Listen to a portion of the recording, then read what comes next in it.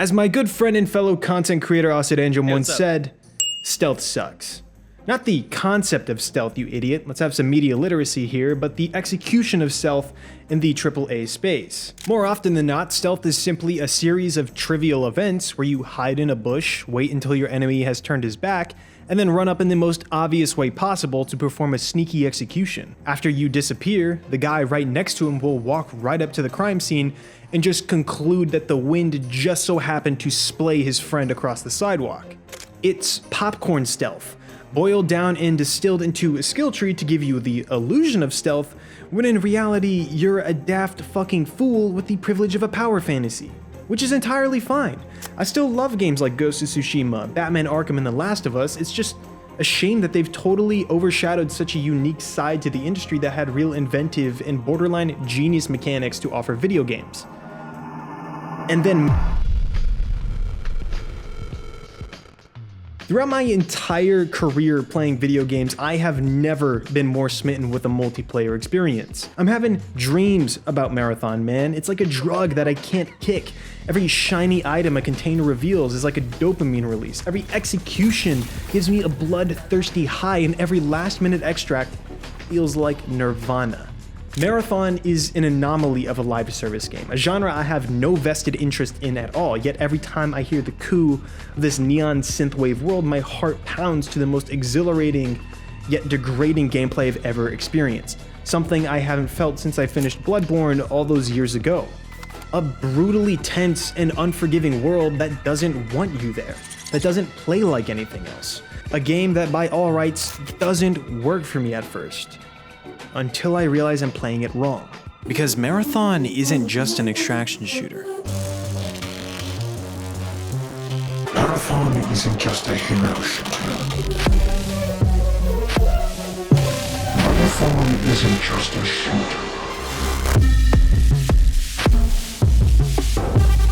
It's a stealth game.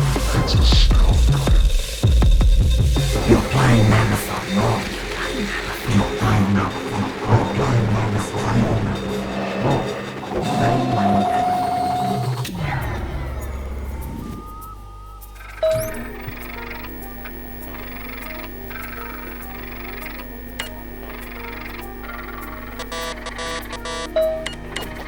Okay, let's acknowledge the elephant in the room. The average gamer does not find stealth fun, and can we really blame them? I mean, stealth is inherently antithetical to the core of what makes a lot of great games. Momentum. It's much easier to get lost in a game when you're being bombarded at every corner with something new and interesting. And Bungie understands this. Back in the day, Bungie gameplay designer Jamie Griesmer said in regards to Halo Combat Evolved that there was maybe 30 seconds of fun that happened over and over and over again. If you can get 30 seconds of fun, you can pretty much stretch that out to be the entire game. As long as you can design a gameplay loop that keeps players invested every 30 seconds or so, they'll stick with the game. You just have to mix in variation. When playing a game, you're just doing the same fundamental thing over and over and over again. But this time you have a new gun. There's a new enemy you've never seen before. There's a crevice in the map that's different from every other level. It's all about momentum. And stealth by its very nature is antithetical to momentum. What's the opposite of sprint? Crouching. What's cooler? Effortlessly killing enemies on sight or hiding in a box? What's harder? Killing 100 enemies or evading them entirely? So if we're going by that logic, then what's the appeal of stealth games? It can't just be the writing or the art design of the game alone. There has to be a reason why Metal Gear Solid, Splinter Cell, and Hitman have a strong audience. And if you're among that audience, you know exactly why these games are great. Hiding is fun, observing is fun, stealing is fun, and running away only to barely make it out is fun. What makes the stealth genre so fascinating is that it doesn't adhere to the suggested 30-second rule of game design. By nature, these games are stretched out to be something more methodical. You hide, wait for the perfect opportunity, and seize the moment. Instead of momentum, the reward of a stealth experience is stillness. The privilege of your next best hiding spot. The best part about these games is learning what you should and shouldn't use. There's a payoff in understanding the game, its systems, and exploiting them to your benefit. Eventually understanding the point of the game and leaving no trace of yourself whatsoever. That is what fundamentally makes a truly great stealth game. And Marathon is that to a T. But the real problem with stealth is that you need a solid 8 hours to be good at it, and this is where the sponsor Manta Sleep comes in. Over my break, Manta sent me the Manta Sound Sleep Mask, and let me tell you, this thing is a lifesaver on planes. Sometimes that John is just too darn bright. You need something to give you complete and eternal darkness. But that darkness is no good when you get a screaming child in the back of the plane. So connect this bad boy to your phone, put in some chill jams, and you'll be sound asleep before you know it. Believe me, this thing is a lifesaver on a 5 a.m. trip to New York. However, back home, that sleep can still be disturbed. Noisy neighbors, loud traffic, rambunctious wildlife. So meet the world's most advanced white noise experience, the Manta White Noise Machine. This thing has 15 soothing soundscapes to help you fall asleep faster and wake up more refreshed than ever. While I personally can tune out weird noises at night, my girlfriend can't, and she absolutely loves this thing. Especially when those weird noises at night are me playing Marathon until 3 in the morning. Get your Manta products today. Use code LANDO at checkout for 10% off. Thank you, Manta Sleep, for sponsoring this video, and thank you for watching. Now back to it. Even its presentation is stealth-like, because anyone looking at Marathon will tell you that this is just another Bungie game. And yes, that's true. You're still cranking 40s, you're still power sliding out the ass, you're still being a toxic piece of shit on mic. But you're dead though. See how you're on the floor bleeding out? You know what's crazy is like you could suck my cock. Your cock suck distance right now. It's kind of crazy, bro. Yeah. Zip it up when you're done. Yet Bungie somehow packaged this thing as just another hero/extraction shooter when in reality it's so much more than that. Bungie managed to invert their game formula with Marathon, partly to the game's detriment. Some of the general complaints are that the game's too complicated, PvE enemies are too difficult, and death comes too swiftly before you can even understand what you need to do. This game is on! But what these people don't realize, like me when I first started the game, is that they're playing it wrong. Although it can be, the game isn't about owning people on a scoreboard. It's not about cooperation with random players.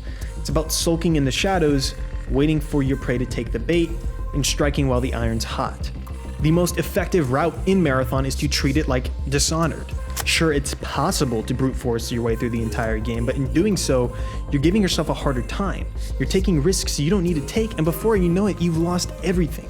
No, these games are about sneaking around, learning patterns, utilizing your abilities to your advantage. In a matter of time, you start picking up on the most important piece of the puzzle: the map. The map design in Marathon, as it stands, is some of the most interesting and oppressive environments you'll find in a contemporary multiplayer game. Not only are they gorgeous in their own right, but functionally, they're genius. The first map, Perimeter, is fairly pedestrian all things considered, but it serves the purpose of easing you into the game with treacherous corners and wide open space to play around with. It's a training ground. While Dire Marsh ups the ante in every conceivable way, with more punishing locations, deadlier traps, and more confusing layouts. The final map accessible for the time being is Outpost, and this is where the game shines the brightest, especially as a stealth experience. Now, just for the record, I still haven't gotten the chance to play the final map, Cryo Archive, so I can't really comment on it. You already know, types fit. Outpost is a significant step up in difficulty and complexity. It's smaller, more vertical, with richly compact points of interest that brilliantly connect to the heart of the map, a building called Pinwheel. Pinwheel has some of the best loot currently in the game, but in order to access it, you need to find a series of keycards, essentially boiling every outpost match down to a race. Avoid the fire from the sky, find the keycards, head up to Pinwheel, fight up heaps of robots, and reap the rewards, all while avoiding other players lurking in the shadows. It's a high-stakes heist. The map is pure chaos that forces you to learn Marathon in all of its intricacies. To me, it's reminiscent of the Hitman games, where the sole point is to memorize the level. Levels that are similarly complex and intertwined in a way that lead to multiple approach and retreat routes. Since Outpost is so close-quartered, you'll run into players frequently. Doing so tips off other players, and if they catch wind of your position, they will hunt you down. Big domino, little domino. So like with any stealth game, getting your objective done when there are less people around is significantly easier, which is why you have to keep tabs on how many players are in your lobby. For example, Perimeter typically has up to 4 to 6 teams that can spawn in, so anytime you swiftly strike down a team or see someone extracting in the distance, you'll want to make a mental note. However, the clarity of how many teams are exactly in the map varies from game to game and even from map to map as a means of keeping the suspense intact. It's brilliant. So given how many players are in the map, you'll want to not draw a lot of attention to yourself. The point of an extraction shooter is to load in, scavenge for loot, find a better equipment than what you came in with, and leave as soon as you possibly can. Yet despite this time crunch, Marathon wants you to take it slow, to engage in more thoughtful gameplay, which is in stark contrast to more bombastic Twitch shooters that dominate live service. Every match you load into is ostensibly one huge game of hide and seek, and in order to skirt by unnoticed, you have to be one with this incredibly loud and dangerous map. Move with the weather, attack when lightning strikes, activate sirens to bait people out. In time, the more treacherous aspects of the map won't function as an enemy but more as an ally, as you stand against those who hunt you down.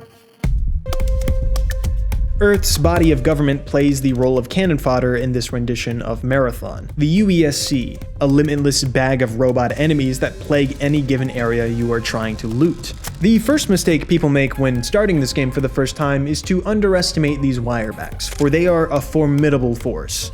These clankers are not just there to eat your bullets, in fact they're there to eat them, digest, and spit them back out to you tenfold.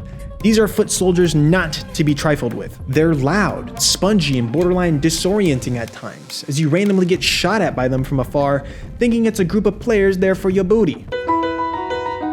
The hard fact of the matter with Marathon is that the UESC are simply a waste of ammo. Unless you're doing quests, seeking a fight out with these things is simply foolish. They hardly drop any loot, you'll maybe recoup your loss of health, and the cherry on top is you've now compromised your position. It's here in a sense where Marathon operates like Splinter Cell Chaos Theory, where it'll make you think twice about killing an enemy because they are so competent. They're unpredictable, they notice things, and when they're on high alert, your life becomes significantly harder.